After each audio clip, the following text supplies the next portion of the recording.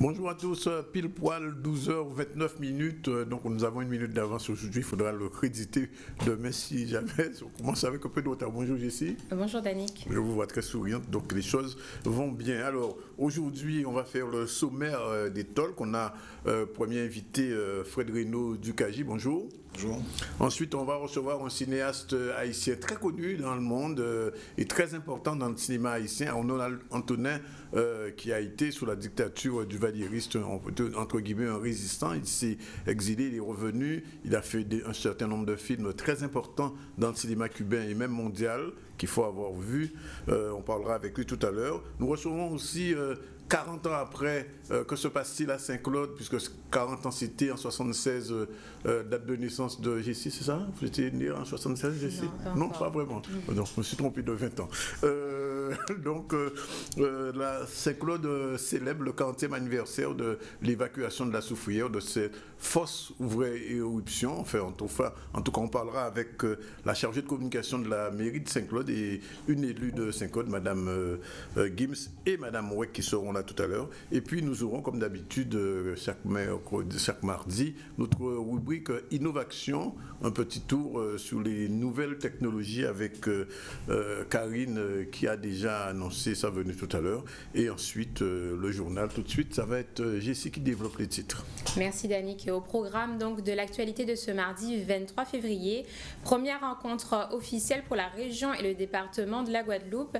Hier, Harry Chalus et Josette Borel-Lincertin se sont rencontrés à la résidence départementale du Gosier pour une séance de travail sur les problématiques donc, qui touchent la Guadeloupe, notamment l'eau, le transport et les déchets. La web-série, c'était le thème de l'atelier professionnel organisé hier à la médiathèque de Lamentin. Cet atelier est organisé dans le cadre de la 7e édition du marché international du cinéma et de la télévision caribéen qui se termine donc demain. Et formation du côté de la FNC, le 15 février, la Fédération nationale des coiffeurs a participé à une journée de regroupement à l'Assemblée nationale à Paris. Cette action visait à renforcer les compétences des professionnels et encourager la coopération avec d'autres régions de France. Merci Jessie. On reçoit donc tout de suite Fred Reynaud, qui est connu, Fred Reynaud, qui est l'un des fondateurs, ou en tout cas le responsable du CAGI, le Centre d'analyse géopolitique internationale, que tout le monde connaît en Guadeloupe, qui analyse régulièrement les faits et gestes de la classe politique guadeloupéenne. Fred Reynaud est ici aujourd'hui. Pourquoi? Parce que la semaine dernière, nous avons reçu le vice-président du pôle universitaire, M. Didier Détouche, et semble-t-il, suite à un article, un papier, comme on dit dans la presse, diffusé sur les zones de Guadeloupe première, il semblerait que entre le CAGI, qui est un centre d'analyse, je l'ai dit, qui est un laboratoire, et le Crédit, qui est un autre laboratoire de recherche, qu'il y ait quelques petits soucis dans l'aménagement des nouveaux locaux. Alors, Fred Reynaud, il n'y a peut-être pas de polémique, mais enfin, on a envie de comprendre exactement ce qui se passe réellement. Oui, alors, bonjour, merci de me recevoir. D'abord, je veux dire qu'il n'y a pas de guerre entre le CAGI et le Crédit. Il n'y a pas de guerre entre le VB-Pôle Détouche et moi. Il y a un sérieux différent sur une question de locaux. Alors, de quoi s'agit-il? Alors, il s'agit d'un bâtiment de recherche qui a été livré il y a récemment sur le pôle Guadeloupe. Et tous les centres de recherche sont installés dans ce bâtiment de la recherche. Il y en a combien? Il y en a 14, c'est ça? Il y a une quinzaine de centres de recherche, oui. Et il n'y a apparemment pas de place pour le CAGI. Alors, nous, on aimerait savoir pourquoi le CAGI n'a pas été installé dans ce bâtiment de recherche, d'autant qu'on estime qu'il est nécessaire aujourd'hui de développer l'interdisciplinarité. Tout le monde est d'accord sur ce principe-là, mais aucun critère à ce jour n'a été précisé pour expliquer l'attribution des locaux. Nous, ce qu'on souhaiterait, c'est qu'on nous précise quels sont ces critères et à partir desquels on attribue des locaux. Alors, il est possible qu'on ne soit pas éligible à ces locaux, mais qu'on nous le dise clairement.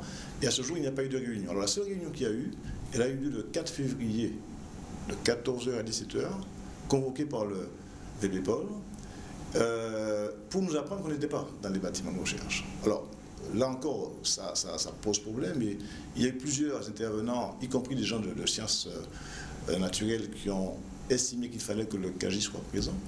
Le VPPOL a fait des efforts pour trouver une solution à la situation, alors sans toujours nous donner d'explications sur les critères. Hein. Il a fait un effort en nous proposant un local qu'il a appelé une salle avec 5 bureaux. J'ai pensé que c'était 5 bureaux, 5 espaces bien identifiés. En fait, il s'agit d'une salle avec 5 sièges, 5 tables et 5 chaises, ce qui est inadmissible aux yeux du KJ.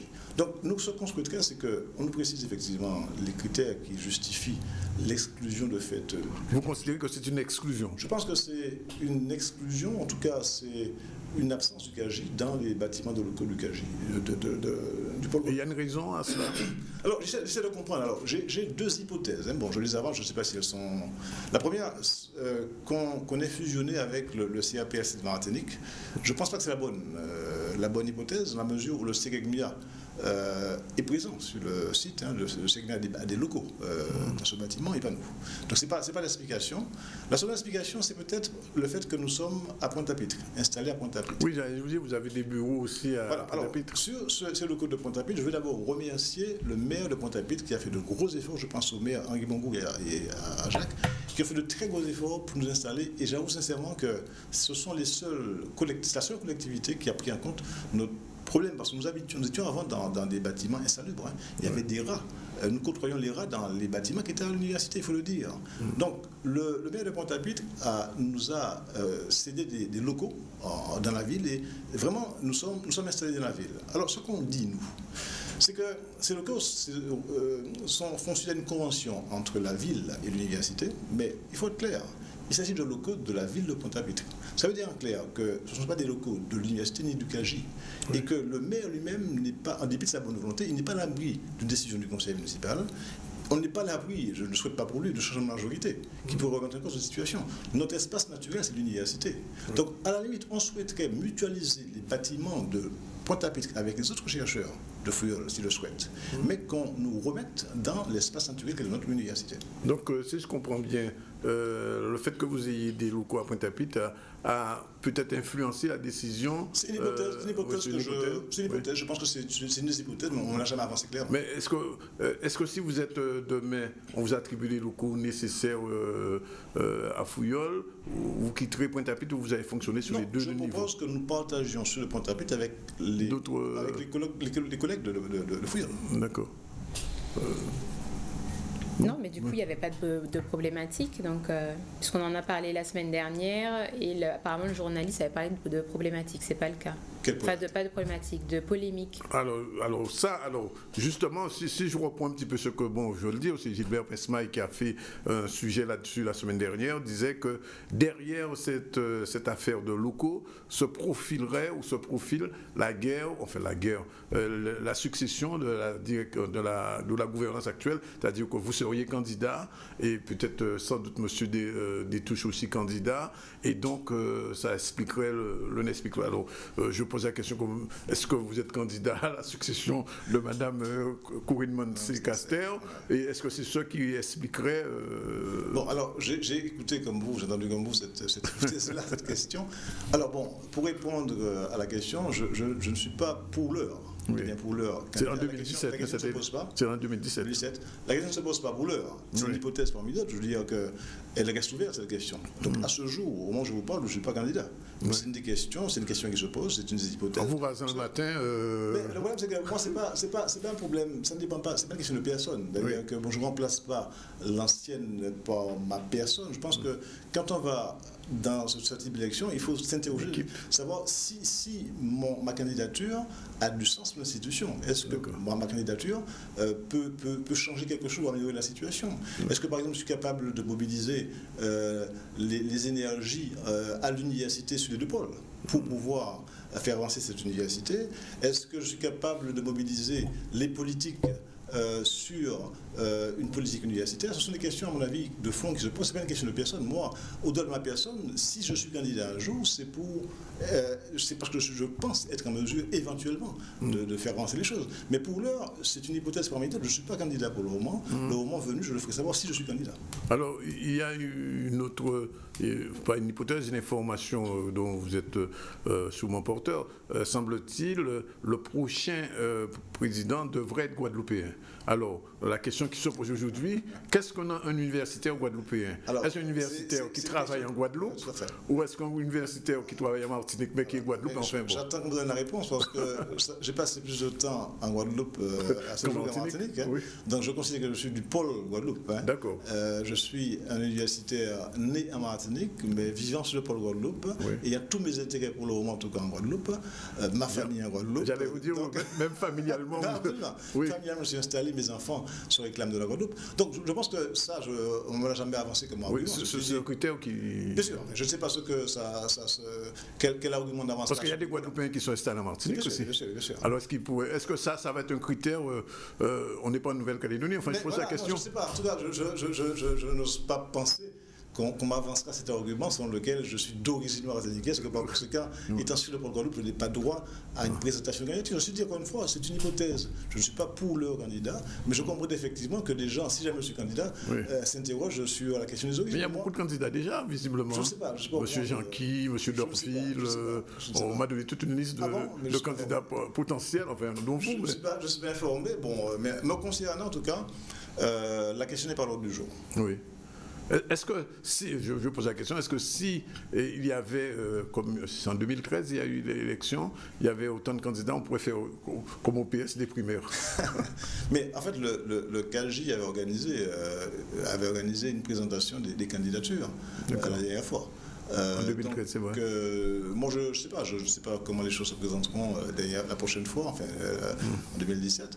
Ça sera au pôle de décider la manière dont les choses se présentent. Moi, je n'ai pas de précision à ce niveau-là. Alors, autre chose on est là pour essayer d'éclaircir, est-ce que budgétairement, est-il vrai que le CAGI soit autonome au contraire des autres pôles? Alors, je ne sais pas quelle est la situation des autres centres de recherche, mais nous sommes autonomes dans la mesure où nos financements nous viennent principalement de nos contrats de recherche. Oui. Nous avons des contrats de recherche avec les collectivités, avec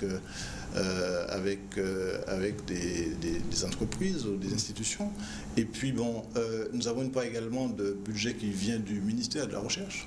Donc, c'est essentiellement ça, nos ressources. Les autres labos dépendent directement de l'université, c'est ça? Sont financés par l'université? Je ne sais pas comment ça fonctionne. En général, les labos de recherche sont financés pour partie par le ministère de la Recherche, quand ils sont reconnus, et pour autre partie par leur activité personnelle, leur activité de recherche. Donc, j'imagine que c'est le même schéma pour tout le monde. En tout cas, nous avons une relative autonomie.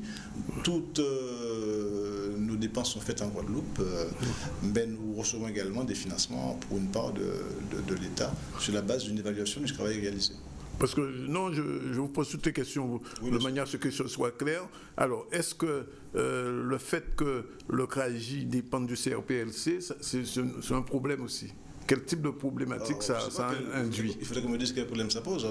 Parce que nous avons fusionné avec le CRPLC. L'avantage pour nous d'être sous ce statut de fusion, c'est que nous avons désormais un label CNRS. Oui. Le CAGI, c'est une équipe CNRS désormais, et ce qui est un label qui nous procure des contraintes, parce qu'il faut quand même, après évaluation, justifier du label CNRS, qui est un label de prestige, mais c'est aussi un avantage d'être CNRS. Pour le reste, nous n'avons pas de dépendance vis-à-vis du CRPLC, parce que nous sommes une partie du CRPLC en Guadeloupe et nous avons un centre de responsabilité locale. Ça veut dire que nous avons une autonomie financière, un budget propre en Guadeloupe qui est géré par le CAGI, indépendamment du CRPLC. Bien, on va un peu quitter cet aspect, parler un peu de géopolitique, puisque c'est votre spécialité. On parle beaucoup du rapprochement cubano-américain ou américano-cubain. Obama a même avancé une date pour une visite, on peut dire historique, d'un président américain aux États-Unis. Ça n'était pas fait à Cuba depuis près d'un siècle. Comment le géopoliticien que vous êtes analyse un petit peu, ce rapprochement américano-cubain ou l'inverse, et deuxièmement l'hypothèse qui est plus qu'une hypothèse maintenant d'une visite, l'éventualité de la visite d'Obama là-bas. Alors déjà sur le changement des relations entre Cuba et les États-Unis, je pense que c'est une très bonne chose, parce que l'embargo des États-Unis vis-à-vis de Cuba est un non-sens, un contresens. C'est un embargo qui a été dénoncé par tout le monde, je veux dire l'Union européenne, par l'ONU. Il n'y a que quelques pays proches des États-Unis qui font de la résistance, quoi. Donc c'est, à mon avis, un non-sens. Donc maintenant, Obama a pris cette initiative et je crois que pour les États-Unis, c'est une bonne chose aussi, parce que les relations entre les États-Unis et les Cuba vont améliorer également, ce changement va améliorer les relations commerciales entre les deux pays. Donc de ce point de vue, je pense que tout le monde est gagnant, et les Cubains les premiers. Alors la question qui se pose maintenant, c'est quelles conséquences politiques peuvent avoir ces changements économiques sur la vie politique cubaine, bien sûr. Oui. On voit bien le problème qui se pose. Cuba est un des rares pays qui se réclame aujourd'hui du socialisme, ou du communisme, avec un parti unique, mais qui, en changeant ses rapports avec les États-Unis, pourrait progressivement basculer vers ce qu'on a appelé l'économie de marché, l'économie socialiste de marché, comme certains l'appellent, mais n'empêche que c'est une économie de libéralisation, qui ne peut pas ne pas avoir d'effet politique. Alors moi, ce que je crois, c'est qu'à terme, on pourrait assister déjà à un changement de la situation politique de Cuba, peut-être une évolution progressive ou brutale. Vous la voyez plutôt progressive que brutale? Je ne la vois pas brutale parce que personne n'y a intérêt. Parce que après l'implosion du mur de Berlin, lorsque les Soviétiques ont commencé à changer de système, les Cubains ont progressivement eux aussi modifié leur système économique, mais en même temps, ils ont renforcé la dimension socialiste du système de la Constitution. Donc je veux dire par là que personne n'a intérêt à aller rapidement sur ces questions. Je pense que les choses iront au rythme des Cubains. Je crois qu'il y a beaucoup de Cubains qui sont prêts à l'ouverture, mais pas n'importe quelle condition. Il y a beaucoup de jeunes Cubains que j'ai rencontrés récemment, j'étais à Cuba, beaucoup de jeunes Cubains que j'ai rencontrés qui n'ont pas connu la révolution et qui n'ont pas ce réflexe révolutionnaire, mais qui ont une grande admiration pour Castro et pour le Che, et qui par conséquent n'ont pas envie de voir les États-Unis revenir à Cuba comme les États-Unis l'ont été avant la révolution. Donc je pense que si changement il y a, il se fera au rythme des Cubains, avec un système hybride, lequel je ne sais pas pour l'heure, mais je ne suis pas sûr que les États-Unis retrouveront leur position d'avant la Révolution. Et vous pensez que la visite annoncée d'Obama à Cuba, c'est un pied de nez à son successeur qui pourrait peut-être être un républicain demain? Oui, parce que je pense que le républicain, lui, qu'est-ce qu'il a annoncé? Il a annoncé qu'il ne viendrait à Cuba que si le changement politique, s'il y a un changement politique à Cuba. Je pense qu'Obama a commencé le travail, j'allais dire, il veut le faire avancer. Alors, parce que Obama, il a réussi une chose, c'est déjà à entamer la fin de l'embargo. Et ça dépend du Congrès maintenant que les choses changent. Mais il y a une chose qui ne changera pas, à mon avis, avant longtemps, c'est la présence des États-Unis à Guantanamo. Tout à fait. Et pour le moment, les républicains et les démocrates sont d'accord au moins sur ça. Guantanamo reste une enclave états-unienne à Cuba. Et ça, à mon avis, ça ne changera pas d'ici là, pas avant longtemps. Ce qui va changer, c'est que économiquement, Cuba deviendra, à mon avis, un pays où les biens et les services vont circuler. Je pense qu'économiquement, les choses vont changer à Cuba. Mais je crois aussi que les Cubains ont besoin d'un peu, alors peut-être pas de libéralisation au sens libéral du terme, mais peut-être une ouverture au plan économique. Alors, il y a un autre facteur qui joue aussi pour ce changement, c'est la crise au Venezuela. En ce moment, qui a été pendant quelque temps, qui a beaucoup aidé Cuba du point de vue pétrolier au moins, même s'il y a eu des échanges de médecins, etc. etc. Et aujourd'hui, semble-t-il, si on se réfère à ce que dit la presse occidentale en ce moment, au Venezuela, ça va très mal. Non mais la crise au Venezuela a déjà une conséquence politique. C'est le changement de majorité au Parlement. Déjà, oui. Parlement. Mais ce qui risque de se passer, c'est au niveau de l'ALBA. Parce que l'ALBA, c'est aussi la dimension... Voilà, c'est la question du pétrole aussi. Et tous les avantages qui étaient octroyés aux petits pays de l'OCS. Petro-Caribé. Aux petits pays. Haïti aussi en bénéficiait. Donc je veux dire, les conséquences au plan économique peuvent être très importantes pour le reste des pays de la Caraïbe et notamment les petits pays de l'OCS qui bénéficiaient des avantages de l'ALBA et donc par rapport à Petro-Caribé. Donc c'est clair que la crise vénézuélienne aura des conséquences politiques et peut-être que ces conséquences, elles se verront inévitablement dans la Caraïbe insulaire, les petites îles, mais à Cuba aussi, les grandes Antilles. Deux petits mots avant de vous laisser partir, Fred Grino, sur la situation en Guadeloupe. Il y a eu ces élections régionales, on peut dire la disparition de Victorin Lurel, qui était annoncé souvent dans les sondages de Cadistat, même si personne n'avait pas pris en compte. Est-ce que ça vous a surpris le résultat des élections régionales? Non. En tant qu'observateur politique? Non, je n'ai pas été surpris. Ce qui m'a surpris, c'est l'ampleur de la défaite de Victorin Lurel, mais je n'ai pas été surpris par le résultat. Oui. Et aujourd'hui, vous pensez qu'on voit un petit peu, bon, il y a peut-être un retard à l'allumage, on le sent au niveau de la région. Est-ce qu'au regard de ce qui s'est fait en Martinique, en Guyane, aujourd'hui on peut dire qu'avec Chalus qu'on irait dans le même sens vers une assemblée, enfin une collectivité unique, une cité? Sur ces questions-là, je pense vraiment que chaque territoire doit avoir son modèle. C'est-à-dire que si la Martinique a changé, la Guyane aussi, vous avez vu que la Martinique et la Guyane, ce n'est pas la même chose. Hein. C'est clair. Ce sont des changements, pour moi, qui sont des changements statutaires, mais qui ne sont pas du même ordre. En Martinique, il y a un mini-gouvernement. Oui. En Guyane, c'est une assemblée avec son président. En Guadeloupe, pour l'heure, il y a une région et un département. Mais moi, le cas de la Guadeloupe, à mon avis, je ne pense pas que la Guadeloupe cherchera à imiter la Guyane ou la Martinique. Je pense que la Guadeloupe ira à son rythme. Et je pense même que la Guadeloupe, malgré elle, changera. Parce que l'État... Ça, les institutions étatiques sont en train d'évoluer. L'État va nécessairement insuffler un changement. Et ce que je crains peut-être, c'est que nous subissions un changement non voulu, et qu'il est préférable par conséquent d'anticiper et de choisir ce que l'on veut. Si aujourd'hui on veut rester région et département, pourquoi pas, mais je ne suis pas sûr que ce soit un modèle qui sera définitif, parce que l'État va nous imposer un changement. D'ailleurs, tout à l'heure, j'ai ici parlé de cette rencontre d'hier entre Harry Chalus et Josette Boel l'incertain, qui ne sont pas du même bord officiellement. Ça présume de bonnes choses pour vous?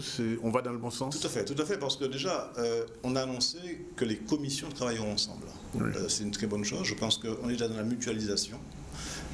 Ce qui se passe en Guadeloupe, à mon avis, anticipe peut-être des changements qu'on connaît déjà ailleurs, mais qui arriveront en Guadeloupe. C'est-à-dire qu'on ne peut pas aujourd'hui, sur le même territoire, avoir des personnes qui font les mêmes choses.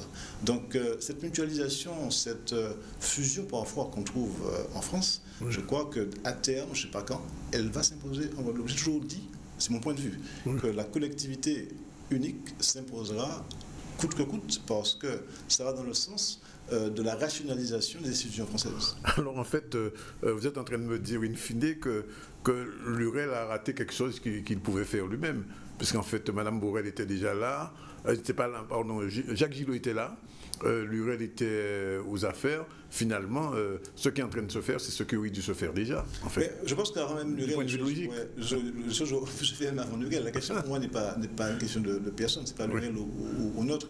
Il me semble que ce changement est inscrit dans l'histoire des institutions. Voyez comment ça se passe en France et en Europe. Bon, on fait de la résistance, mais je veux dire, souvent on résiste sur des bases qui sont complètement partisanes et idéologiques. Quoi. En fait, on croit utiliser la peur du changement pour ne pas avancer, mais bon, de toute façon, le changement s'imposera à nous. Et je pense qu'aujourd'hui, on ne peut pas vivre avec la peur. On ne peut pas faire de la peur une ressource politique. Ça c'est limite aussi comme démarche. Deux mots, et là on aura conclu, on aura fait le tour. C'est la situation peut-être en France aujourd'hui, où on voit le retour de Héroux. Ce qui n'a pas l'air d'arranger les affaires de Valls. De l'autre côté, Fabius est parti. Madame Ségolène Royal est en train de s'imposer. Le périmètre de Hollande se réduit finalement, ou alors il prépare déjà les élections? Je pense qu'il peut pas les élections, mais bon, je ne suis pas sûr que le fait d'avoir remplacé Fabius par Hollande, par Héroux, change quelque chose. Je pense qu'il y a une vraie... Au niveau de l'Allemagne, même au niveau de l'Allemagne? Non, parce que, bon, est gros pour l'allemand, je veux dire, mais ça ne suffit pas. Oui, c'est pas un critère politique. Non, c'est pas un critère politique. Non, je pense sincèrement qu'il y a une crise profonde en Europe en général et en France singulièrement, qui est réelle. La question... la crise française n'est pas seulement une crise européenne, c'est une crise mondiale. On voit bien ce qui se passe dans les pays du Moyen-Orient, les conséquences de l'immigration. Donc c'est un vrai problème. Et bon, ce que je crains, moi, c'est pas une défaite de X ou Y, c'est plutôt la montée des extrémismes et de l'extrême droite en particulier. Oui, parce que et ça aura des conséquences chez nous, parce que finalement, demain, il va y avoir des élections en 2017 en France. À votre avis, enfin, on ne fait pas de la prospective politique ni on ne regarde pas dans une boule de cristal, mais comment Chalus risque de se positionner dans cette situation qui va être complexe? Je ne sais pas, je n'ai aucune idée. Il faudrait peut-être poser la question directe. Oui, mais bon, je ne sais pas, j'avoue que je ne sais pas, je pense que ses convictions, il les a déjà avancées, je ne sais pas, je n'ai aucune idée sur la manière dont il va se positionner pour les prochaines élections. En tout cas, on vous remercie, Frédéric Nioux, d'être venu éclaircir ce qui ne l'était pas. On a bien compris la nature du problème et puis merci aussi pour ces éclairages sur la situation géopolitique mondiale et puis on aimerait bien vous recevoir plus souvent. D'accord, mais écoutez... je vais vous inviter? Bien sûr, une prochaine fois. D'accord, ben on prend mot. Il va être 13h dans 6 minutes. On prend la pause publicitaire et puis on retrouve Jessie tout à l'heure pour le développement du journal et puis nos prochains invités, Arnold Antonin, cinéaste haïtien, et Madame Gims et Madame Ouek pour les 40 ans de la soufrière et puis après notre chronique sur bien sûr les nouvelles technologies. Voilà, il est pratiquement 13h55 minutes, 12h55 minutes pardon, la pause publicitaire et puis on se retrouve tout à l'heure pour le développement du journal avec Jessie.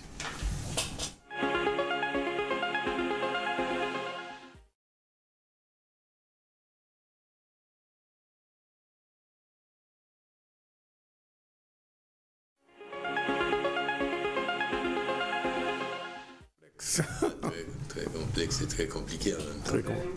Oui, voilà, il est 13h et 13h pile, absolument, et on va reprendre le fil de ce ZCLAVO. D'abord le journal, et on va tout de suite donner la parole à la charmante Jessie. Rebonjour Jessie, bon appétit pour ceux qui nous regardent.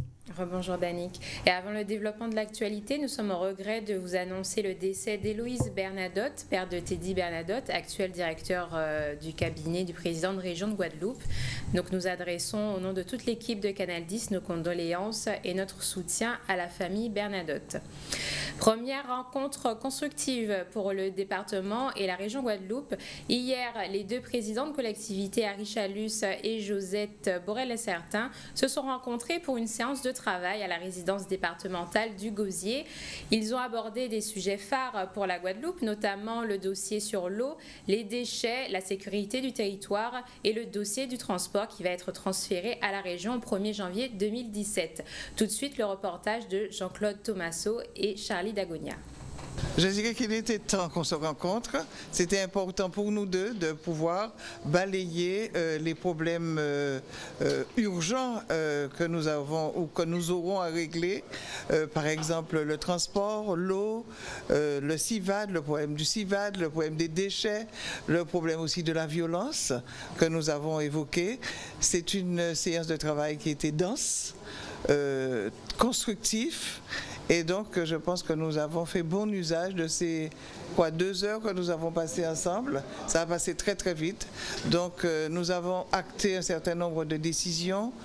S'agissant par exemple du transport, le transport va être transféré à Monsieur le Président au 1er janvier 2017. Et nous devons tout faire pour que ça se fasse dans de bonnes conditions.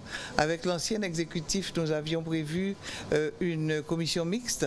Donc nous avons pris la décision de présider conjointement cette commission mixte, mais que les administratifs travaillent avec les élus de la commission, de nos commissions, puisqu'il y a la commission de transport en Guadeloupe, en région comme au département. Mais ceci, nous devons aussi privilégier et faire attention aux groupements de transporteurs qui existent et ne pas les fragiliser. Mettre en place, comme l'a dit la présidente, les commissions de manière à ce que nous puissions commencer à travailler là-dessus.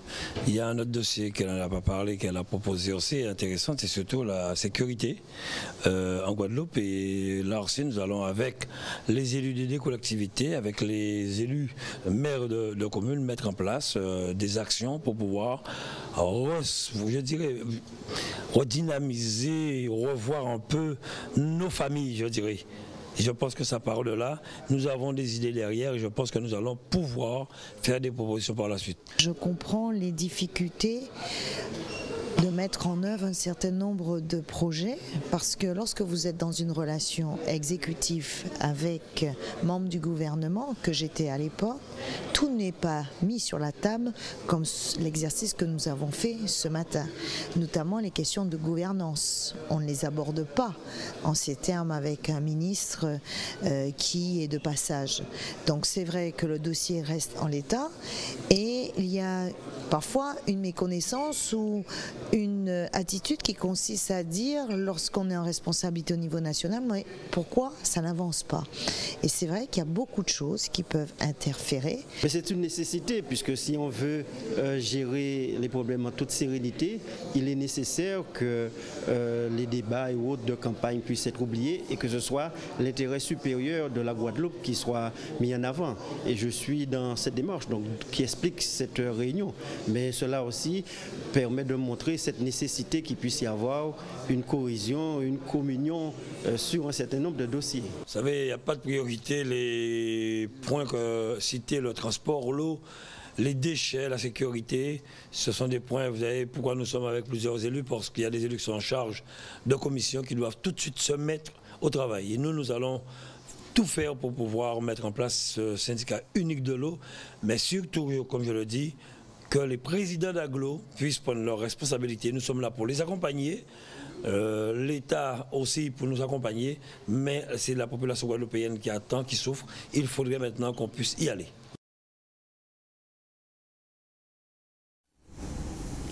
La Fédération nationale des coiffeurs de Guadeloupe est à l'Assemblée nationale le 15 février dernier à Paris. Cette journée de regroupement avec d'autres fédérations régionales de France avait pour but de traiter les aspects législatifs et réglementaires du secteur de la coiffure et du lobbying.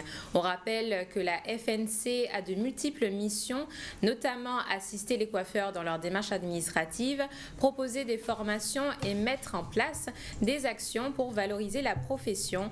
Leur passage à l'Assemblée nationale leur a permis de mieux comprendre donc, le travail des parlementaires.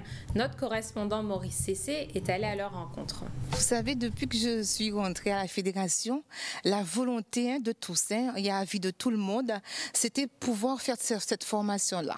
Faire cette formation-là, mieux cadrer nos réunions déjà. Quand on est en réunion pour savoir comment on fait, comment on s'organise, qu'est-ce qu'on dit en réunion, comment on se comporte en réunion et pour pouvoir retransmettre aux autres. C'est vraiment cette volonté-là qu'on a eue et donc c'est pour ça, il n'y a pas eu de sélection parce que c'est le bureau de la fédération, il n'y a pas vraiment eu de sélection et grâce à la Chambre des métiers, notre président Joël Lebeau qui est très attaché aux organisations professionnelles de la Chambre des métiers, je dis tous les organisations professionnelles, donc c'est grâce à la Chambre, à la Chambre qu'on est ici aujourd'hui.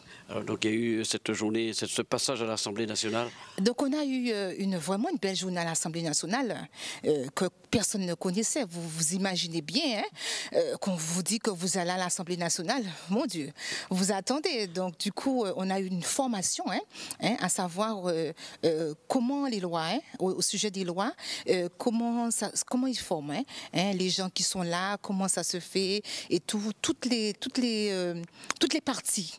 Donc on a eu cette formation-là et donc il faut savoir aussi qu'on a eu une formation de 3 jours en Guadeloupe où on a eu un formateur qui est venu. Donc on a une formation pratique et la formation qu'on a fait à l'Assemblée nationale, c'est une formation théorique. Pratique. Voilà. La partie théorique peut-être en Guadeloupe et la partie pratique à Paris. À Paris, voilà.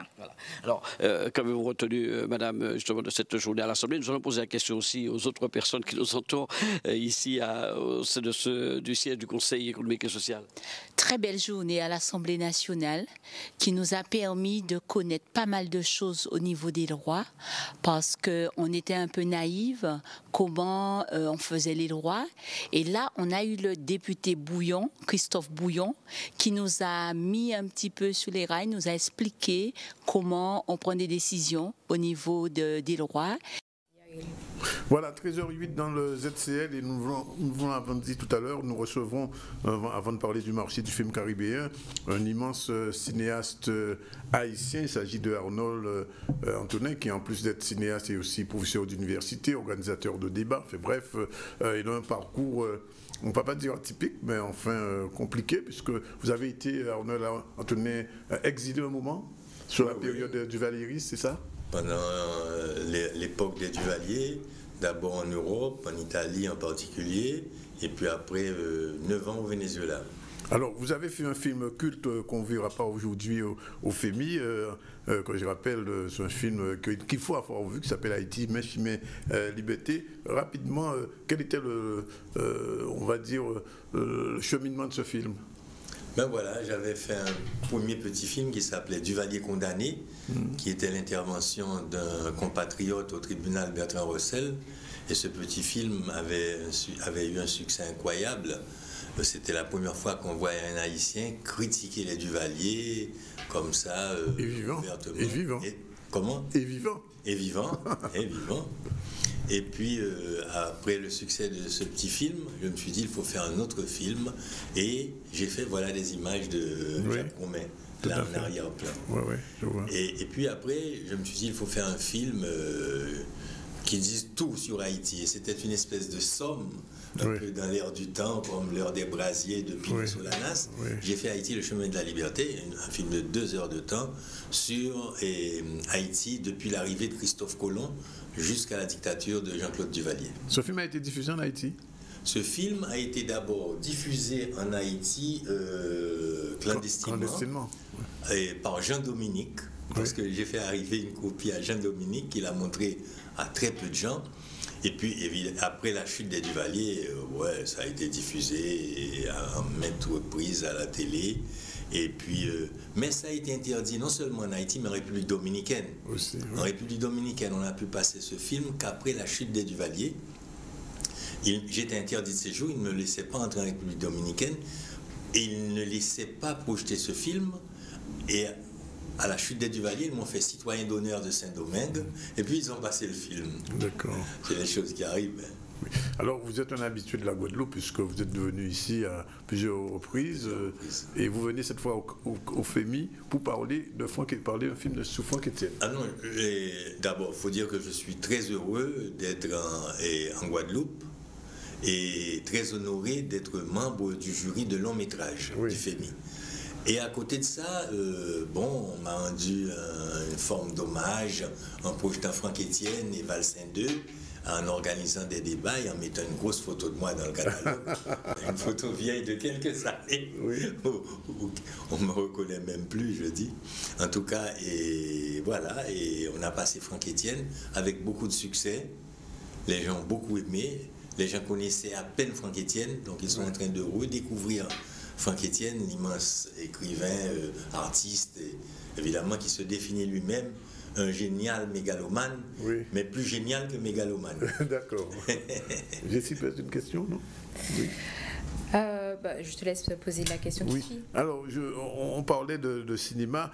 Aujourd'hui, votre activité cinématographique continue, j'imagine, en Haïti. Et je disais tout à l'heure, puisqu'on parlait en off, que des cinéastes haïtiens connus comme Labouchin ou comme Raoul Peck ont un petit peu réduit leur activité. Donc, tout le cinéma haïtien repose sur vous et la nouvelle génération. Oui, non, Raoul n'a pas réduit ses activités, mais il a la fonction d'être directeur d'une grosse école de cinéma en France. Il fait encore des films, mais pas seulement sur Haïti. Et donc, moi, je ne fais que des films sur Haïti, à l'intérieur d'Haïti. Donc là, je suis bien obligé, et d'ailleurs c'est une exigence personnelle, de dire tout ce qu'il y a à dire sur Haïti et que j'éprouve le besoin de dire. Donc le cinéma ne va pas très bien en Haïti. On avait fermé la dernière salle de cinéma un mois avant le tremblement de terre.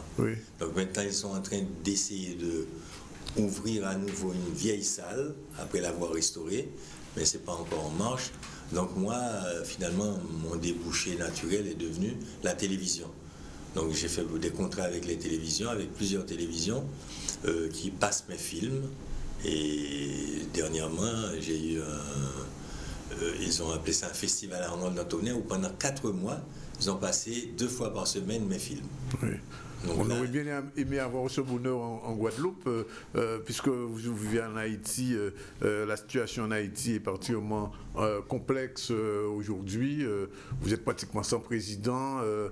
Martelly n'a pas réussi à faire le 2e tour des élections.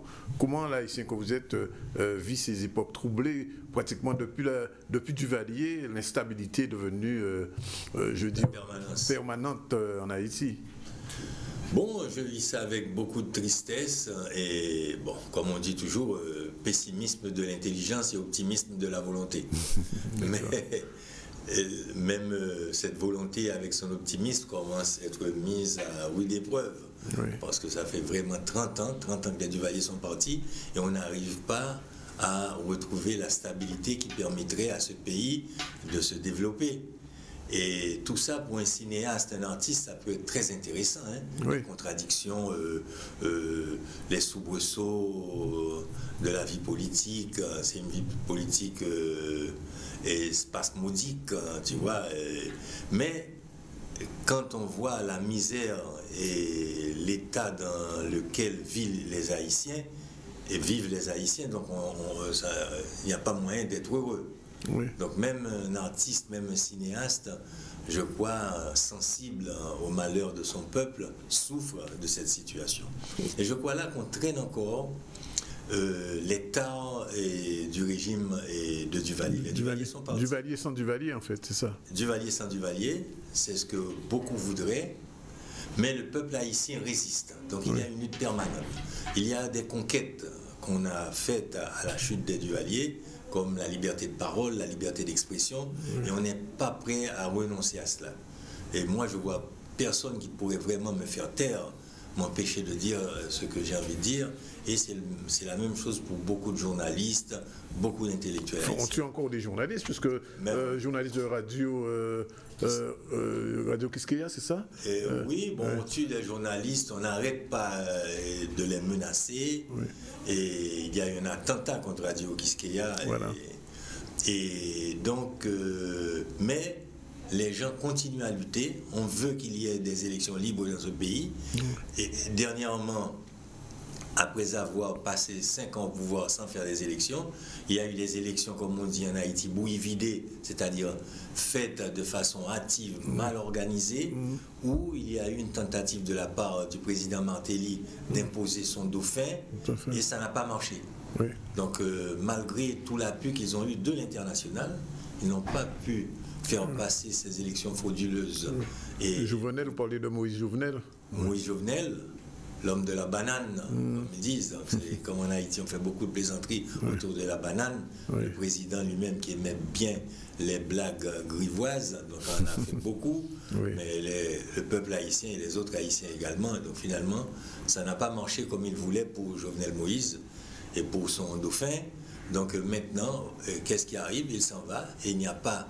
Et ça a été une victoire du peuple haïtien. Et ça s'est bien passé. Le fait qu'il soit parti calmement et qu'il ait passé l'écharpe au président du Sénat et qui lui-même s'est un peu organisé avec le Parlement pour être élu président provisoire. Mais tous ces éléments, Arnold Antonin, vous les filmez, vous faites, je n'ai pas envie de vous poser la question, est-ce que vous faites le journaliste, mais est-ce que votre caméra tourne quand même depuis 30 ans, depuis la chute de Duvalier, depuis votre retour en tout cas? Ah oui. Donc vous devez avoir une somme de documents non montés impressionnante en ce moment. Oui, mais je n'accumule pas d'archives et si je n'ai pas déjà en tête une idée. D'accord. Donc parce que c'est vrai, ça ferait trop. Oui. Mais j'ai pas mal d'archives et dans ce cas-là, comme on faisait avec Yves Billon, cinéaste français, on est en train de faire un film sur les bandes à pied pendant le carnaval. Donc, et comme ce carnaval, pour la première fois en Haïti, il n'y a pas eu de carnaval. Le premier jour du carnaval, qui était le dimanche, c'est exceptionnel parce qu'en Haïti, on dit toujours, le carnaval n'est pas négociable. D'accord. il peut y avoir un coup d'État, une guerre civile, un tremblement de terre. Mais tremblement de terre, le carnaval a lieu. Oui. Cette fois-ci, le carnaval n'a pas eu lieu parce que le plus grand rêve du président de la République, c'était de sortir avec une bande de carnaval, sur un char de carnaval, danser et chanter une chanson contre une journaliste et qu'il n'aimait pas beaucoup parce que cette journaliste avait été une journaliste indépendante et qui n'a pas plaisanté avec lui. Oui. Donc il n'a pas pu réaliser son rêve, le carnaval n'a pas eu lieu, on a été tous un peu frustrés, mais je crois lui un peu plus que les autres. Oui. Et puis voilà, mais le deuxième jour le carnaval a eu lieu. Et comme le carnaval était très lié à la question politique cette année, donc on a filmé et le carnaval et tout ce qui se passait au Parlement. Et après ce fait exceptionnel, le président provisoire élu. Donc on est revenu aux élections au deuxième degré, aux élections indirectes, mais pour élire un président provisoire. Le président provisoire, dans 3 mois, devrait s'en aller et permettre qu'il y ait des élections générales pour élire un nouveau président. Et les parlementaires qui n'ont pas encore... Alors, même si Aristide ne risque pas de revenir, mais Lavalas, ils sont toujours présents en Haïti. Bon, Lavalas est présent. D'ailleurs, après les élections, Lavalas prétendait avoir gagné les élections, tout comme d'autres partis, comme Moïse qui est sorti, pas Jovenel, mais Moïse Jean-Charles, qui est sorti également des rangs de Lavalas, mais qui a formé un nouveau mouvement, et tout comme un autre candidat, Jules Célestin, qui avait été le poulain de René Préval aux élections où Martelly n'a pas été élu, mais où Martelly a été placé, d'après toutes les preuves qu'on a, et d'après ce qu'a déclaré le président lui-même du Conseil électoral provisoire, Martelly avait été imposé par la communauté internationale. Tout à fait. Donc voilà, et on a eu ce chanteur. Maintenant, qu'est-ce qui va advenir d'Haïti? Bon, ça dépendra beaucoup de nous et surtout des politiciens, mais qui très souvent ne pensent pas à Haïti. On dit toujours, on aime Haïti. C'est vrai que tout le monde aime Haïti, tous les Haïtiens aiment Haïti, mais ils n'aiment pas les Haïtiens. Et c'est ça le grand problème. Vous pensez Chimène Liberté 2 peut-être? Ah ben oui, bon, tu sais, j'ai fait un film qui s'appelle Le Président a-t-il le sida? Et ce film, l'acteur de ce film aurait dû être Michel Martelly. Carrément. Et on avait, bien sûr, on avait commencé les négociations. Mais nos agendas ne coïncidaient pas. Lui, il voulait aller chanter, revenir dans 3 mois, filmer avec moi pendant 1 semaine, partir, revenir, et ce n'était pas possible pour une production d'un film de fiction. D'accord. Et donc, ça ne s'est pas fait. Et je l'ai fait avec Jimmy Jean-Louis. Oui. Mais maintenant, et là, le film finit et qu'il a le sida, mais qu'il dit qu'il va rester président du compas, malgré les pressions qui le poussent à être candidat à la présidence. Et finalement, on pourrait faire la deuxième partie où il est président. D'accord. Voilà. Et ce film, on le verra bientôt Peut-être Jimmy et moi, on est en train de penser à ça, de chercher, d'écrire un scénario avec Gary Victor et de monter une opération financière. Donc vous n'arrêtez pas en fait, vous n'arrêtez vraiment pas, vous continuez à tourner au sens propre comme figuré. Ah ben oui, non mais ça c'est vrai. Il y a trop de choses à faire en Haïti, il faudrait qu'il y ait beaucoup de cinéastes, beaucoup d'écrivains. Et puis, créer des conditions. Il y a beaucoup d'écrivains quand même. Hein, il y a beaucoup d'écrivains. Il y en a même à l'Académie française. On en a même un à l'Académie française. Oui. Donc, c'est vrai. Prix Goncourt, enfin bon, je pense que la culture en Haïti, finalement, malgré les difficultés économiques, malgré l'instabilité politique, on peut dire que la culture haïtienne, se porte assez bien quand même. Bon, la culture haïtienne, c'est un peuple qui a une culture très forte. Ouais. Et vous savez, les peuples à culture très forte, et c'est des peuples qui ont souvent des problèmes très sérieux à cause de cela. Ouais. Et grâce à cela ou à cause de cela. Et d'ailleurs, il y a un Américain qui disait Haïti, c'est un pays avec lequel on ne pourra rien faire. Parce que c'est le seul pays où l'on est resté 19 ans et où les gens ne jouent pas au baseball. Parce que Cuba, République dominicaine, Venezuela, et les Haïtiens ne jouent pas au baseball malgré les 19 ans d'occupation américaine. Donc c'est un peuple avec une culture de résistance, de résistance et à cause de son histoire. un peuple qui s'est battu qui a battu Napoléon. Oui. Tous les Haïtiens ont eu cette sensation, cette fierté au fond. On a gagné dans la guerre contre l'armée napoléonienne. Et puis il y a la religion, le vaudou. Oui. Et donc il y a beaucoup de choses qui font que c'est un peuple à culture très forte. Mais en même temps, on ne peut pas dire qu'en Haïti, il y a un appui à la culture. Ouais. Il n'y a aucun appui de l'État, aucun appui d'aucun organisme public à la production culturelle. C'est-à-dire que vous êtes en train de dire que l'Alliance française fait plus que pour Haïti que le gouvernement haïtien pour la culture? Ah mais ça c'est sûr. Ça c'est sûr. Les alliances françaises sont dans tout le pays, mais imaginez-vous un pays de 10 millions d'habitants où il n'y a aucune salle de cinéma en fonction, oui. Un pays de 10 millions d'habitants où il n'y a pas un seul musée digne de ce nom, un pays de 10 millions d'habitants où il n'y a qu'un seul quotidien. Ouais. Le Nouvelliste. Le Nouvelliste. Ouais. Maintenant, il y a le National qui vient de sortir, mais c'est pas encore très régulier. Mais c'est surtout online, non? Comme on dit.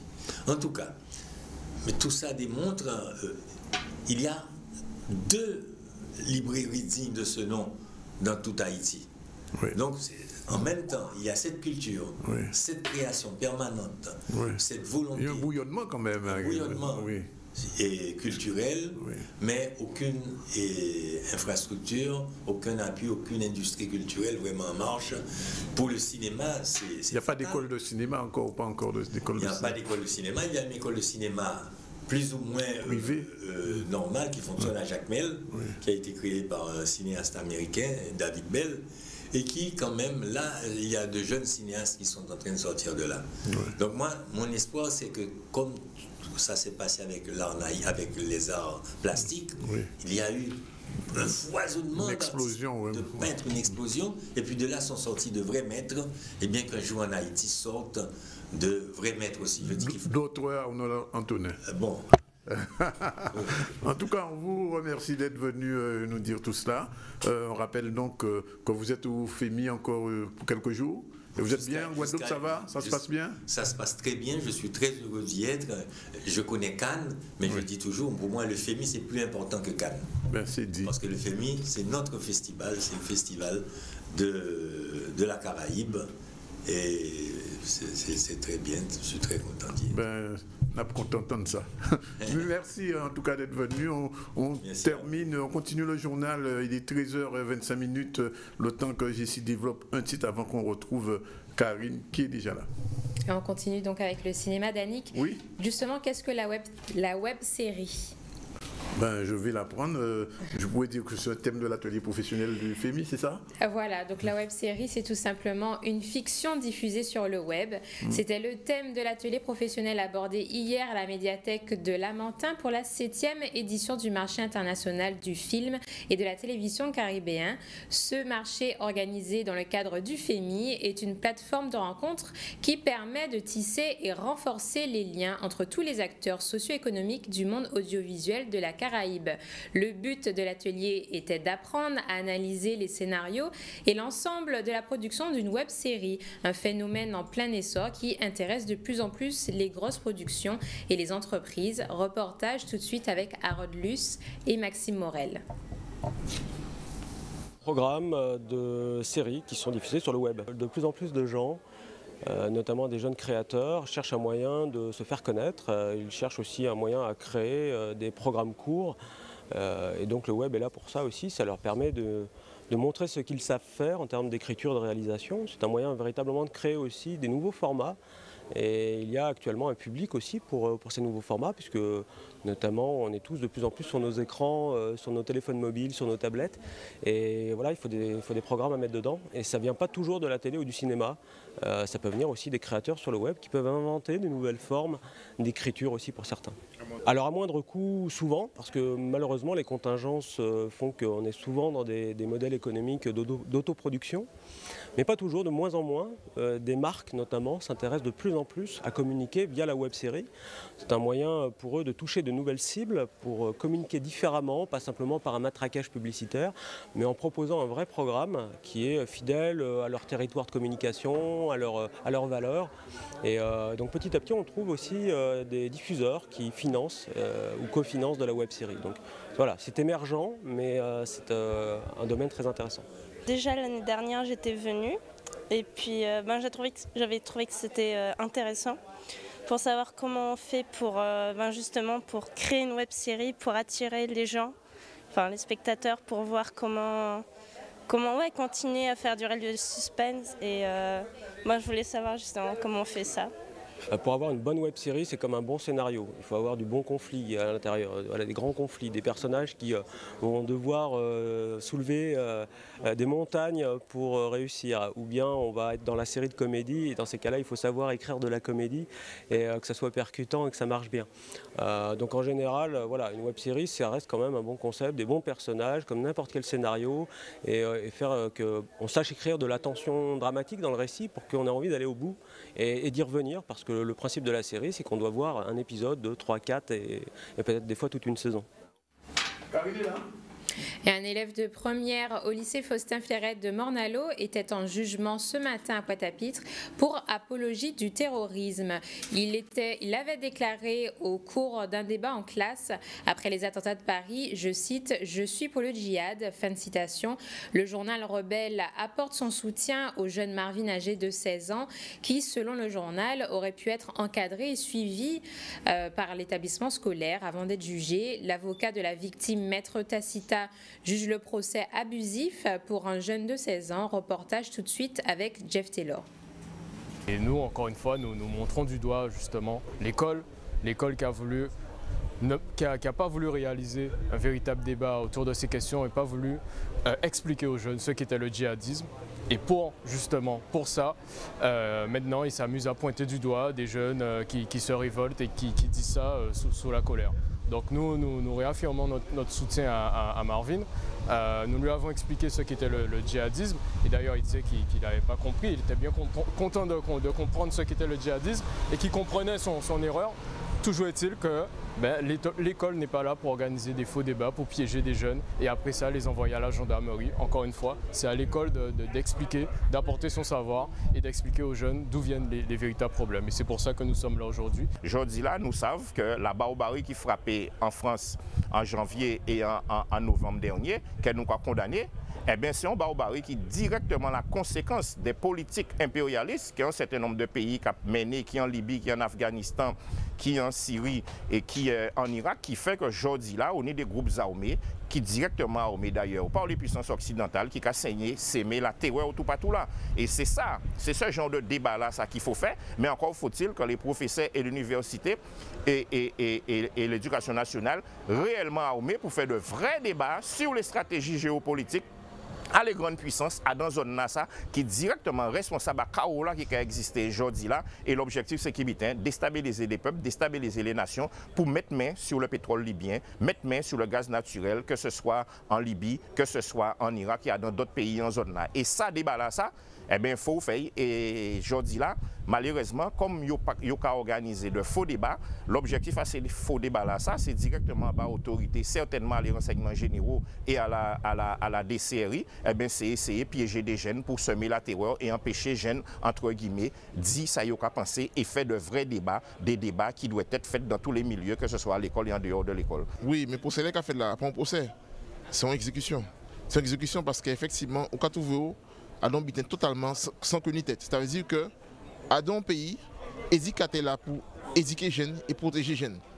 Et là aussi, un enseignant, Hervé Chefaï, qui transforme un indicateur à la police et qui a dans un débat, qui a organisé, qui a géré, qui a été censé arbitrer en les questions des attentats, mais pas qui attentats, c'est-à-dire en ça qui a base à l'attentat, en la géopolitique, en les rapports sociaux dans le pays là, ça, en les qui responsabilité effectivement à l'Europe, à les États-Unis, à dans ça qui a fait actuellement au Moyen-Orient. Et effectivement en Syrie, ils transforment effectivement dans une forme de guet-apens, c'est-à-dire qu'ils créent un débat. Et un cours de débat là, ça, ils prennent des phrases que certains m'ont dit, notamment Marvin, pour dénoncer à la police. Ça, inadmissible, intolérable. Et ça veut dire que là, effectivement, la jeunesse pas ni pour secours encore. Ça veut dire que normalement, l'enceinte scolaire, c'est l'enceinte qui sanctuarise, qui protège. C'est un côté qui on apprendre à former l'esprit. À dans formation à l'esprit, on peut faire des erreurs. On peut aussi gagner en formation d'esprit. Mais pour gagner en formation d'esprit, il faut faire des erreurs. Parce que le monde n'a pas apprendre à nager, monter bicyclette en seul jour. Alors effectivement, il y a un jeune Thibault qui apprend à nager, il apprend à monter bicyclette. Et parce qu'il manque, parce que peut-être effectivement, il perd l'équilibre, pourquoi faut il la jouer? Et il est 13h32, on se retrouve juste après la pub pour discuter sur les 40 ans de la Soufrière.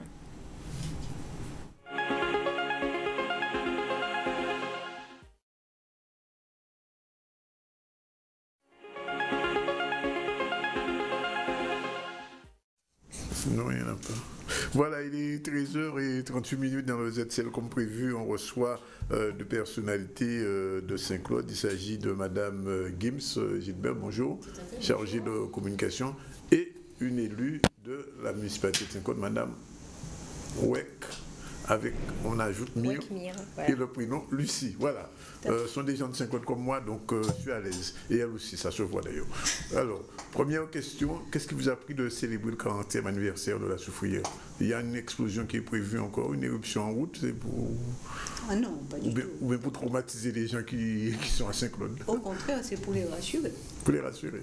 Mais on pouvait difficilement passer sur un événement, un tel événement, qui a quand même connu et qui a mis toute une population un peu dans le désarroi, et toute une ville aussi qui vraiment a souffert beaucoup, et le sud Basse-Terre aussi d'ailleurs. Tout à fait. Et 40 ans après, ça ne s'oublie pas. C'est-à-dire que l'objectif pour nous, ce n'est pas de s'attarder là-dessus.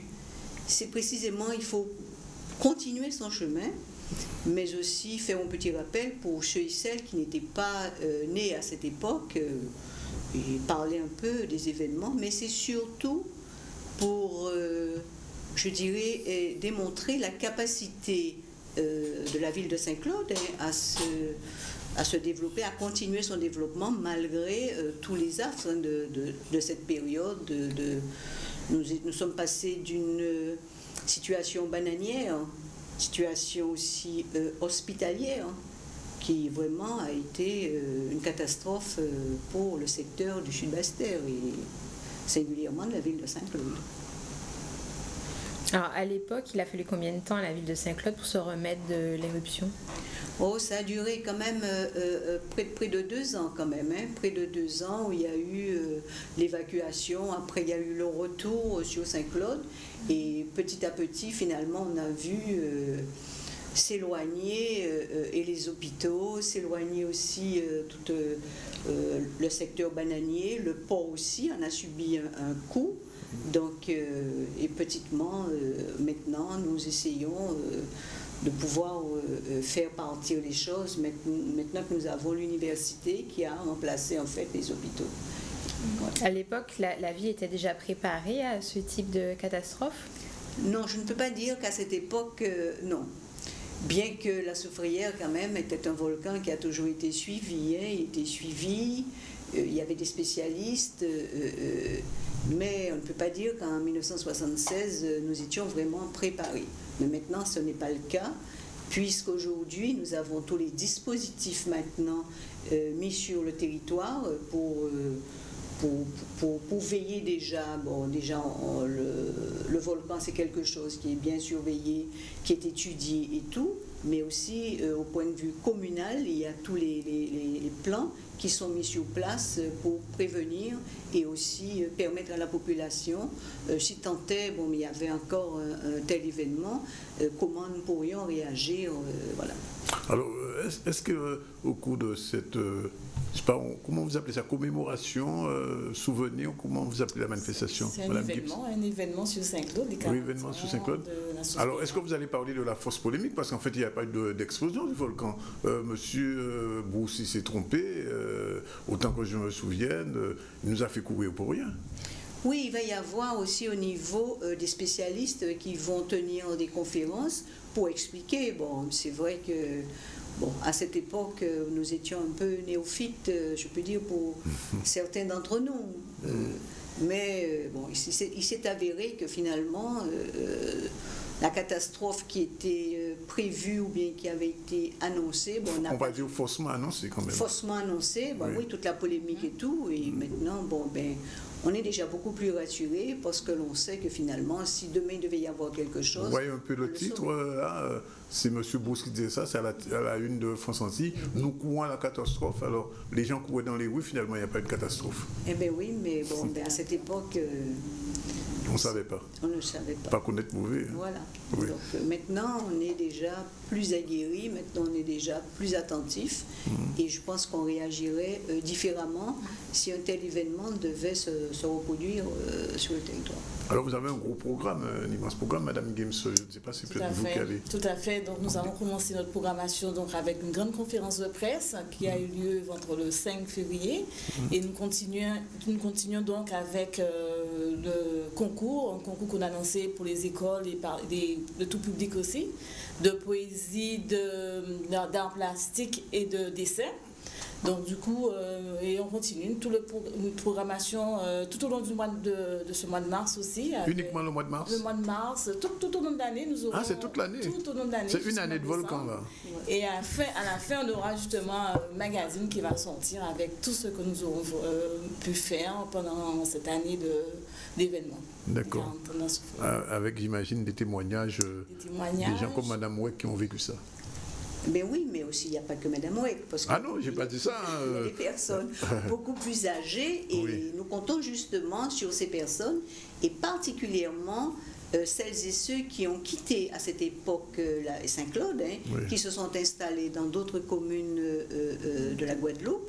Et nous comptons sur ces personnes, justement. Nous avons dans nos manifestations prévues... C'est pas de moi que vous parlez, là. Les gens qui ont quitté Saint-Claude. Non, ah d'accord. Rassurez-moi quand même. Pourquoi pas vous, justement? Non, parlez de Jessie, elle est de Saint-Claude. Sa famille est de Saint-Claude. Ah bon, nous espérons bien que toutes ces familles, toutes les familles saint-claudiennes, qui ont quitté à l'époque 76 Saint-Claude, qui se sont installés ailleurs et qui maintenant tentent de revenir. Nous voyons quelques familles qui reviennent petitement, mais qui reviennent. Mais à ceux et celles qui sont loin, nous aimerions bien les contacter, qu'elles nous appellent pour nous donner témoignages. Nous allons faire un reportage là-dessus et à ce moment-là, il y aura un jour consacré à cela, des souvenirs. Bien, alors, je vais rappeler quelque chose de pas agréable. Je ne sais pas si vous vous souvenez de ça, Madame Ouek. Pourquoi on appelait les gens magma? Ah, alors là, nous avons été stigmatisés à cette époque. Hein. Il n'y avait pas que magma, il y avait le soufre, il y avait aussi Zéladinde, il y avait aussi... réfugiés. Les réfugiés. Oui. Ah non, nous avions tout et tout. Hein. Oui. Mais bon... On pardonne? On s'en est bien sortis. Oui. Non, il faut dire aussi que nous avons été quand même bien accueillis. Oui. Il faut dire, il y a des villes, Bemao nous a accueilli la population de Saint-Claude et nous avons été réfugiés là. Et nous gardons, pour ceux et celles qui étaient à ce moment-là sur Bemao, nous gardons de bons souvenirs. Nous avons été, à l'époque, c'était M. Mathieu, c'était le maire Mathieu, et vous voyez, nous étions tellement bien accueillis qu'une salle de l'urbanisme d'un des bâtiments de la ville porte le nom de Pierre Mathieu.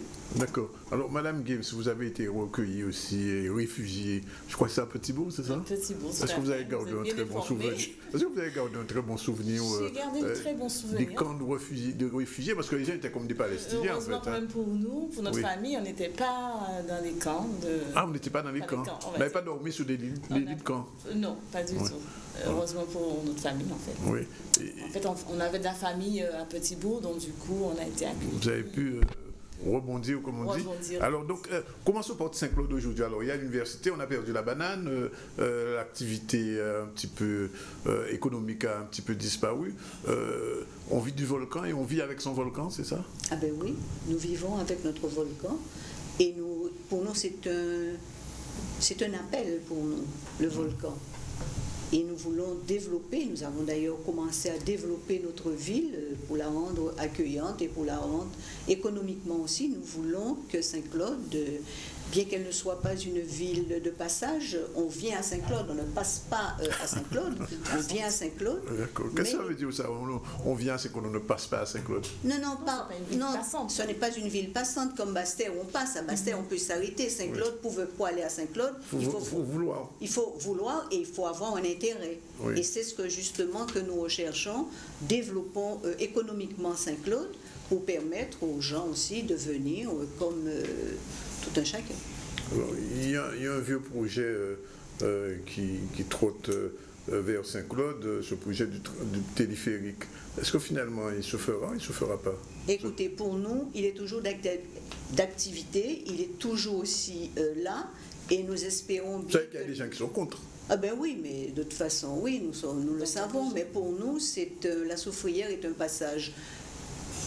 Voilà, normalement, tout le monde, les vacanciers, les touristes viennent à Saint-Claude pour aller à la Soufrière, et pour nous, c'est un outil d'appel pour nous, voilà, de développement du Sud Basse-Terre.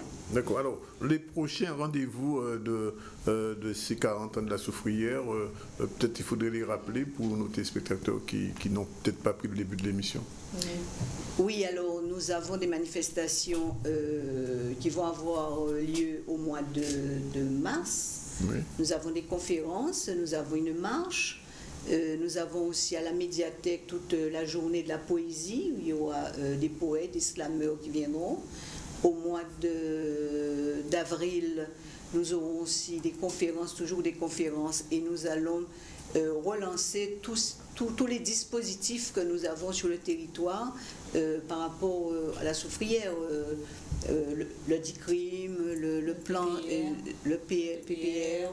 Tous ces dispositifs qui existent déjà, et pour pouvoir, on va les relancer. Bon, il va y avoir des conférences, il va y avoir aussi une marche nocturne avec les associations qui nous accompagnent. Oui. Voilà. Et tout sera basé sur les 40 ans cette année, y compris la fête patronale, par exemple, en août. Par exemple, notre manifestation du mois de mai, avril, Pâques à la rivière, par exemple, ça s'accentue aussi sur les 40 ans de la Soufrière.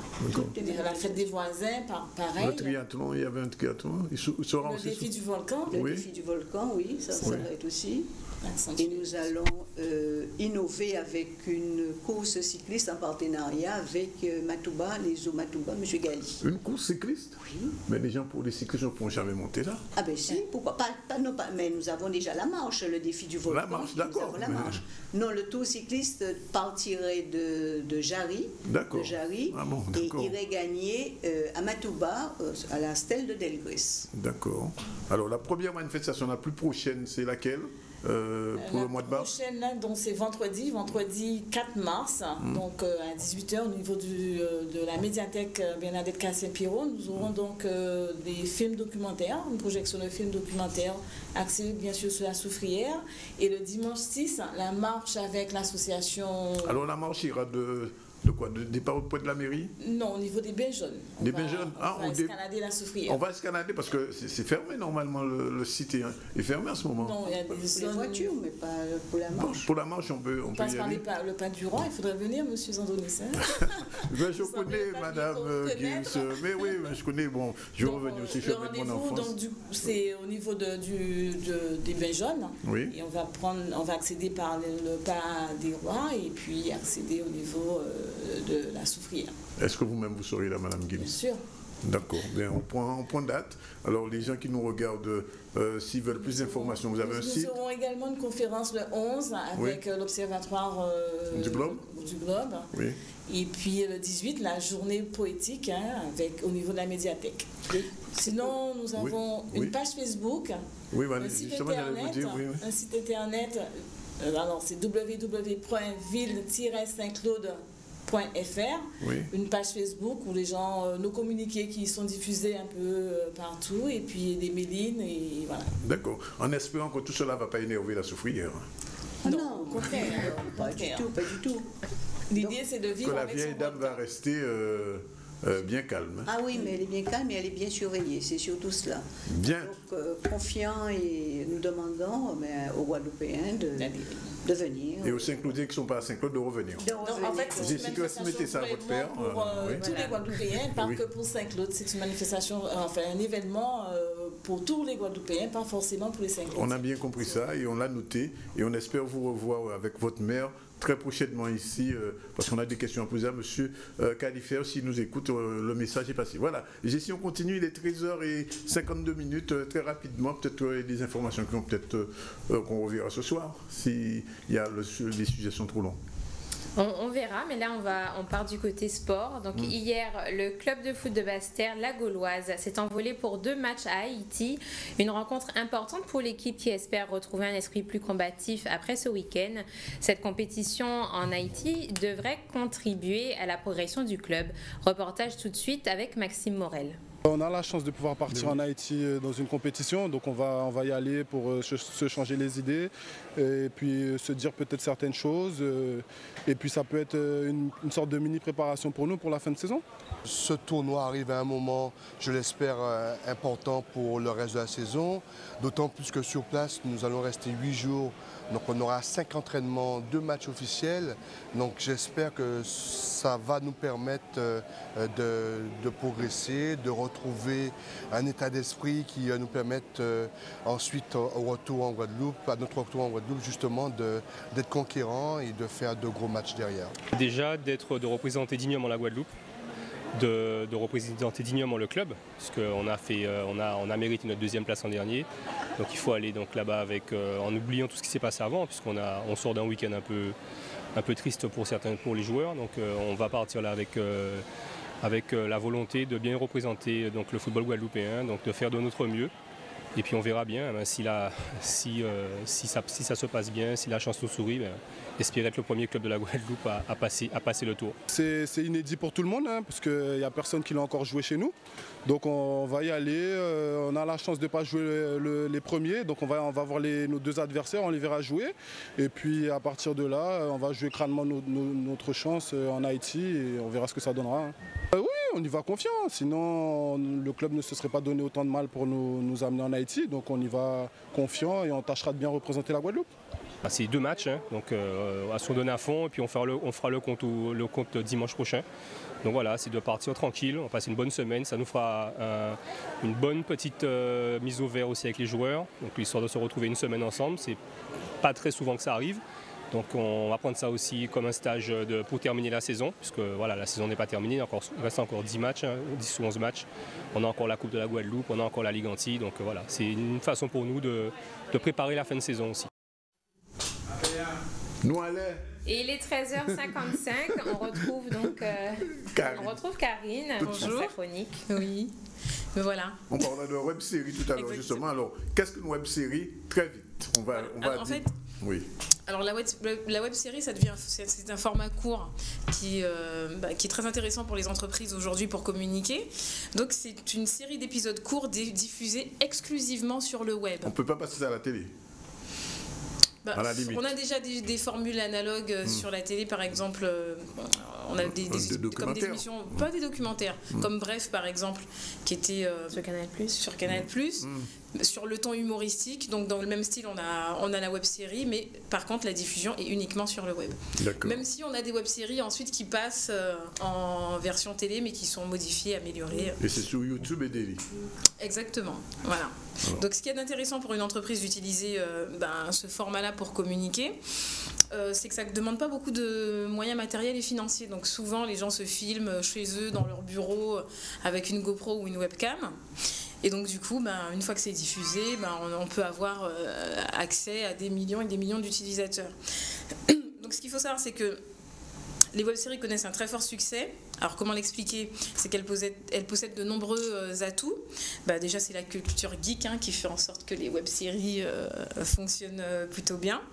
Donc souvent, alors ce qu'on voit dans les web-séries, ce sont des jeux de rôle, des voyages dans le temps, des jeux vidéo, etc. C'est vraiment axé sur l'humour. C'est vraiment un mode où il faut être très détendu, on n'y est pas guindé ni trop sérieux. Donc ça se consomme rapidement puisque les internautes préfèrent les informations brèves. C'est comme quand on fait une recherche sur Google, hein, on ne va jamais tout en bas de la page, on regarde les 3-4 premiers éléments et ensuite on fait son choix. Pour la web-série, c'est pareil, plus c'est court et mieux c'est. Et puis c'est un fort pouvoir viral puisque on peut aussi diffuser la web-série sur Facebook.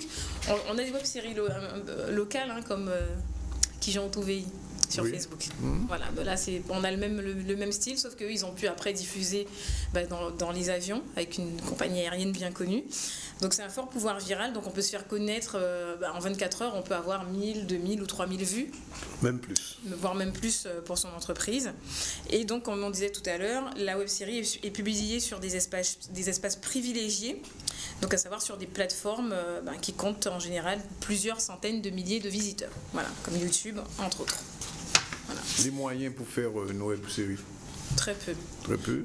À la base, c'est beaucoup de bricolage, mais du bricolage bien fait quand même. Donc souvent, les web-séries sont créées par des amateurs, des passionnés. Donc c'est pour ça qu'on n'a pas toujours l'impression que c'est bricolé. Et puis souvent, il y a une ou deux caméras, et voilà. Mais l'important, c'est d'avoir une ambiance propre à la web-série, mais qui puisse être transmise. L'internaute doit vraiment se sentir aussi concerné, exactement. Voilà. Et puis en plus, c'est plus facile de fidéliser un internaute avec une web-série, puisque étant donné que c'est une série d'épisodes, à ce moment-là, on arrive mieux à capter l'attention de ses futurs clients. Voilà. Donc il y a des marques qui se sont essayées à la web-série. Donc comme Very Bad Blague qui est devenu aujourd'hui Palma Show, qui rencontre un grand succès sur D8 entre autres. Et d'autres web-séries ont également connu un franc succès comme Le Visiteur du Futur, Flanders Company ou encore Noob. Et là aujourd'hui les marques s'y essayent comme Allociné, voilà, Le Monde aussi, et puis HEC Paris avec Melting Pots. Voilà. Il faudrait qu'on fasse une web-série sur ZCL. Ce serait bien. Ouais, j'y pense. Surtout sur ce qui se passe en off. Oui. Ouais.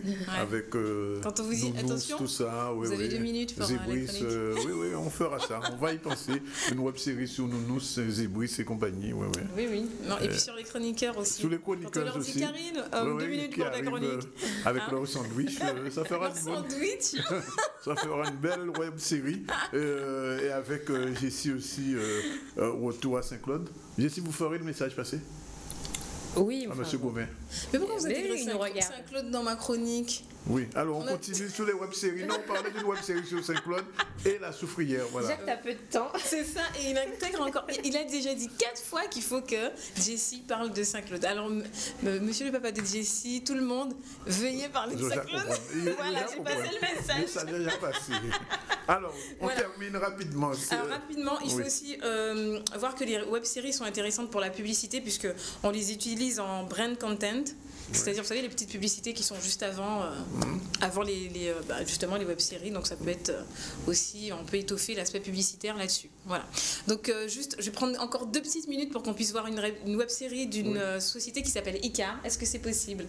On va demander à Yann de nous diffuser très rapidement la web-série qui s'appelle Icar. Très rapidement, un petit extrait.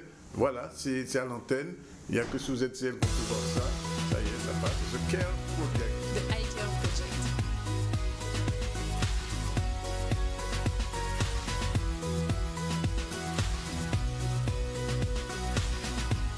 Salut à tous, je suis Fabien Riola. Ça, c'est Jérémy Leroux. Je vais vous raconter notre histoire. Nous sommes les fondateurs du projet Icar. Le projet Icar est une bague électronique qui permettra de remplacer vos clés de voiture, vos clés de domicile ainsi que votre carte bleue. On va vous raconter notre vie d'entrepreneur à travers nos réussites, nos plans foireux et toutes les étapes qu'on a dû traverser pour en arriver là.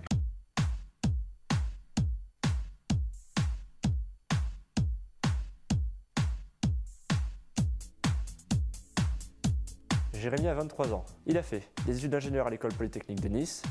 Il est actuellement professeur de technologie, maître nageur sauveteur à la SNSM, cofondateur du projet Icar. Et comme si ça ne suffisait pas, il suit également un master de développement territorial durable à l'université de Corté. Moi, j'ai 24 ans. J'ai été diplômé de Romad Management, Glasgow Caledonian University, et je suis titulaire d'un master en logistique et supply chain. Ayant fini mes études, je peux donc me consacrer pleinement à la création du projet. It must be totally waterproof and be able to be used for at least 30,000. L'idée m'est venue à la plage. Une amie a perdu ses clés dans le sable. Nous marchions sur une plage, un peu comme celle-ci. C'était l'automne. Un automne où il faisait beau. Et je me suis alors demandé comment ne plus être confronté à ce problème. La solution évidente qui est apparue, c'est tout simplement de ne plus se séparer de nos clés, de les avoir tout le temps avec nous. Le projet ICAR était né. Voilà, c'est fini.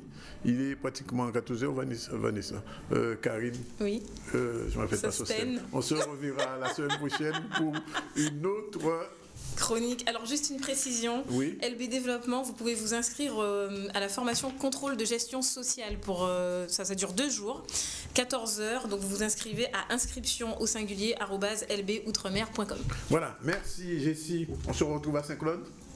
Non, pas jusque-là, Daniel. Oui, on se retrouve jeudi en tout cas. Vous ne serez voilà. pas là demain, je serai tout seul avec Martine et toute l'équipe. Merci de votre attention. Merci d'être resté avec nous jusqu'à 14h02. Merci à Yann pour la réalisation et à nous pour sa patience. On va retrouver tout ce monde-là dans une web série. Salut, à demain.